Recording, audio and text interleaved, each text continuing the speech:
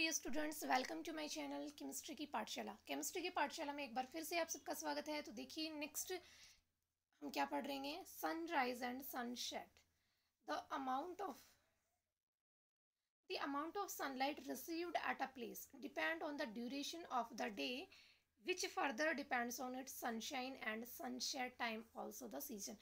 क्या कह रहा है कि भाई कोई भी जो प्लेस है, how much light that received, कोई भी प्लेस कितनी लाइट रिसीव करेगा, that is depend on the duration of the day, कि वहाँ डे की ड्यूरेशन क्या है। और duration of day is further depend on the sunset and sunrise. Duration of day क्या है? The time period between the sunrise and sunset.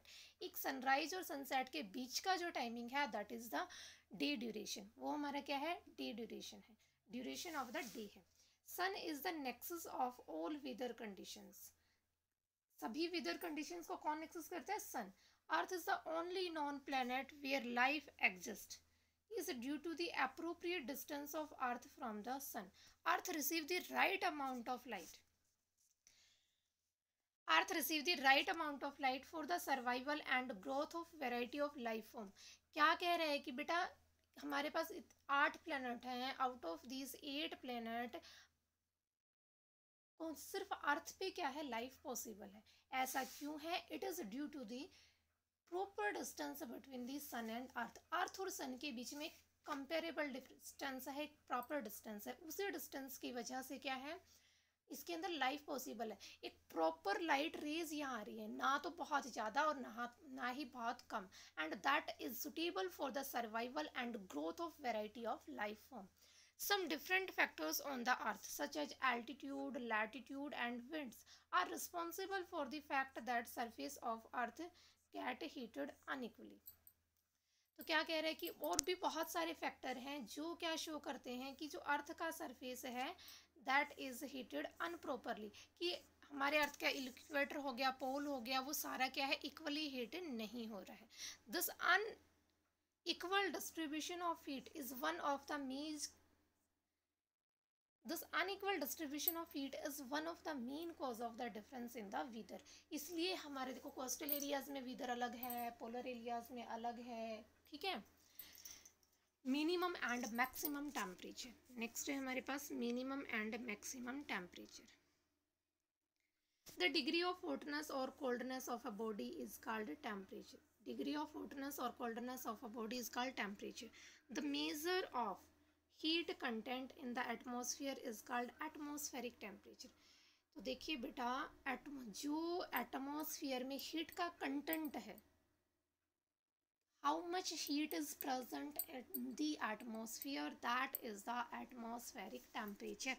वो हमारा क्या है? atmospheric temperature है. The temperature of a place varies throughout the day due to various reason like position of sun in the sky. क्या कह रहा है? पूरे दिन का जो टेम्परेचर होता है, that is not uniform, that is not equal, that is not a constant temperature. The temperature along a day, temperature during a day is variable. ऐसा क्यों होता है? एक दिन के अंदर ही टेम्परेचर अलग अलग क्यों होता है? It is depend on the position of sun. किस पे डिपेंड करता है? सन की position in the sky. Subsequently minimum and maximum atmospheric temperature can be measured. Minimum temperature is usually noted in early morning hours. क्या कह रहे हैं? Minimum temperature कब नोटिस किया जाता है? अर्ली मॉर्निंग आवर्स, जैसे 4 o'clock के around. Maximum temperature is usually noted during Noon. 12 o'clock के अराउंड मैक्सिमम क्या किया जाता है? नोट किया जाता है. और 4 o'clock के अराउंड मिनिमम टेम्परेचर क्या किया जाता है? नोट किया जाता है. When the sun reaches the highest point in the sky and is said to be overhead position. वो क्या कहता है कि जब सिर के ऊपर आ जाना, ऐसा सुना है ना कि सन अब सिर के ऊपर आ गया है, सूरज, तो उसे हम क्या कहते हैं? Overhead position. And this position is almost around the noon. At is the 12 o'clock of time. The temperature of a place is usually measured in degrees Celsius or degree Fahrenheit. Degree Celsius or degree Fahrenheit. Maximum and minimum thermometers are used to measure the maximum and minimum temperature of the day. Maximum minimum thermometer is U-shaped tube filled with the liquid like mercury or alcohol. तो देखिए, एक नए thermometer का नाम सुना है ना अब हमने, that is the maximum minimum thermometer.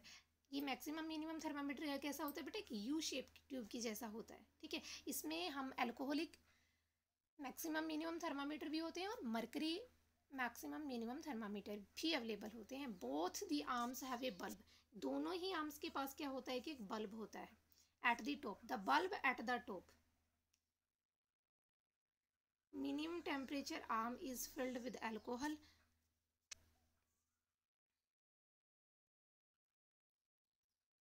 तो दो हो गई ना बेटा, देखो बल्ब की दो आर्म होगी तो दो ही बल्ब होगी, तो जो मिनिमम टेम्परेचर आर्म है उसमें एल्कोहल फिलअप होता है और द आर्म हैज द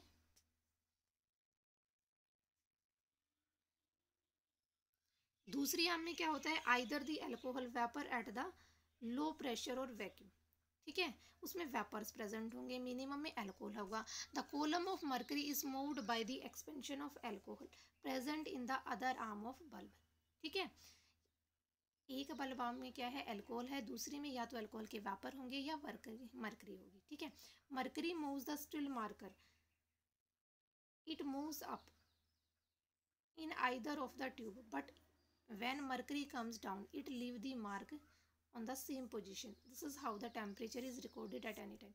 क्या कह रहा है बेटा, टेम्परेचर रेज होगा तो मरकरी क्या होगी, रेज होगी, और वहाँ क्या होगी, मार्क छोड़ देगी, निशान छोड़ देगी। जैसे टेम्परेचर डिक्रीज हो रहा है तो वो डाउनवर्ड आ जाएगी और वहाँ भी एक मार्क छोड़ के जाएगी। जहाँ ऊपर से नीचे आ रही है ना, तो वहाँ एक मार्क ऊपर हो गया, एक नीचे, तो ऊपर से हम मैक्सिमम देख सकते थे और नीचे से हम minimum.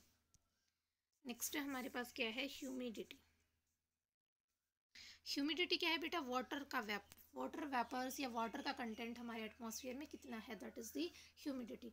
Amount of water vapour present in the air is called humidity. At any temperature it has the ability to hold a certain amount of water. देखिए किसी भी टेम्परेचर पे जो हमारा एटमॉस्फेयर होता है उसके अंदर एक एबिलिटी होती है to hold the temperature, sorry to hold the water vapours. This increase with raising temperature. ये जो कैपेसिटी होती है ये इंक्रीज होती है जैसे जैसे हम टेम्परेचर को रेज करते हैं। Humidity of a place is represented in two ways, absolute humidity and relative humidity.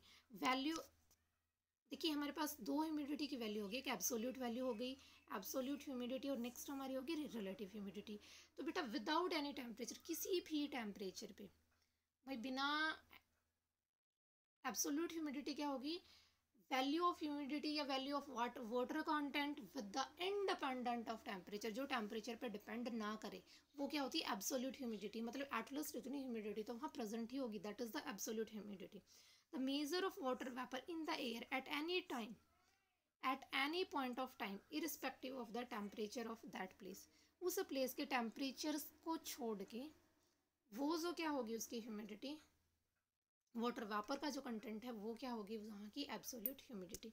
Is it clear. Next हम कहाँ करेंगे, नेक्स्ट क्लास में करेंगे। ओके तब तक स्वस्थ रहिए, व्यस्त रहिए, मस्त रहिए।